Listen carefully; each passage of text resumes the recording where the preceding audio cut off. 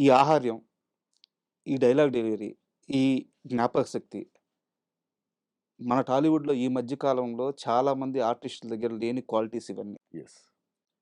మీలాంటి ఒక పర్సన్ ఒక సినిమా సెట్‌లోకెళ్లారు. హ్మ్. హీరో పక్కన నిలబడ్డారు. అవును. హీరోని బాడీ పరంగా డామినేట్ చేస్తున్నారు. అవును. డైలాగ్ పరంగా డామినేట్ చేస్తున్నారు. అవును. లుక్స్ పరంగా డామినేట్ చేస్తున్నారు. అవును. ఎక్స్‌ప్రెషన్స్ డామినేట్ చేస్తున్నారు. అవును. మీకెందుకు ఇస్తారు సార్ సినిమా అవకాశాలు? ఆ!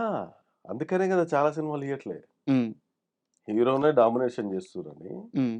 ఈయన పక్కన హీరో కనపడట్లేడు అని చెప్పి 2, 3 సీన్‌లకి అంకితం జేస్తుర్రు నన్ను. మీరు ఫేస్ చేసారా ఇప్పుడు నేను అడిగింది? నేను చెప్తున్నా గదా! ఆ! పిలిచి ఓకే జెప్పి ఫుల్ లెంగ్త్ క్యారెక్టర్ అని చెప్పి గూడా హ్మ్. వన్స్ ఫ్రేమ్‌లో మనం కనిపించిన తర్వాత హ్మ్. హీరోకి డామినేషన్ అయితుండు. ఈయన హీరో కంటే బాగా కనిపిస్తున్నాడు.